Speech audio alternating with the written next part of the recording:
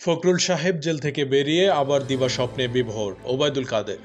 আওয়ামী লীগের সাধারণ সম্পাদক এবং সড়ক পরিবহন ও সেতু মন্ত্রী ওবায়দুল কাদের বলেছেন, মির্জা ফখরুল সাহেব জেল থেকে বের হয়ে আবার দিবাস্বপ্নে বিভোর হয়ে পড়েছেন। আন্দোলনের কথা না ভেবে পরবর্তী নির্বাচনের প্রস্তুতি নিন। শুক্রবার ১৬ ফেব্রুয়ারি সকালে আওয়ামী লীগের কেন্দ্রীয় কার্যালয়ে অনুষ্ঠিত দলের যৌথ সভায় তিনি কথা বলেন। ওবায়দুল কাদের বলেন, জনগণের সরকার ক্ষমতায় থাকলে আন্দোলনের বস্তুগত পরিস্থিতি খুঁজে পাওয়া যায় না। দেশে ইস্যুভিত্তিক আন্দোলনের ইস্যু খুঁজে পাওয়া যায় না।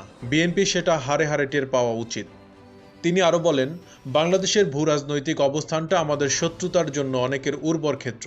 বঙ্গোপসাগর সেন্ট মার্টিনের প্রতি লোবাতুর দৃষ্টি অনেক বাজ পাখির রয়েছে। তবে শেখ হাসিনা সরকার ভারসাম্যপূর্ণ কূটনীতি সাফল্যের দিকে নিয়ে গেছেন। তিনি বলেন, মেয়াদোত্তীর্ণ বিভিন্ন শাখার সম্মেলন, সহযোগী সংগঠনের প্রত্যেকের অসমাপ্ত সম্মেলন, কমিটি গঠন প্রক্রিয়ায় বিলম্ব সহ সাংগঠনিক সমস্যার সমাধান করা জরুরি। বিভাগীয় দায়িত্বপ্রাপ্তরা সব শাখাকে ঢাকায় ডেকে বসতে পারেন। সমস্যা ও বিরোধ থাকলে তা সমাধানে অনতিবিলম্বে কাজ শুরু করতে নির্দেশ দিয়েছেন আওয়ামী লীগ সভাপতি।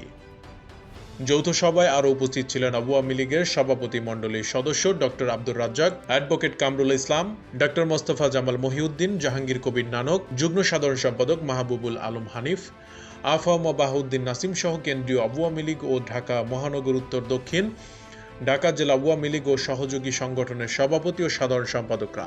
ডেস্ক রিপোর্ট, মেহেদী হাসান।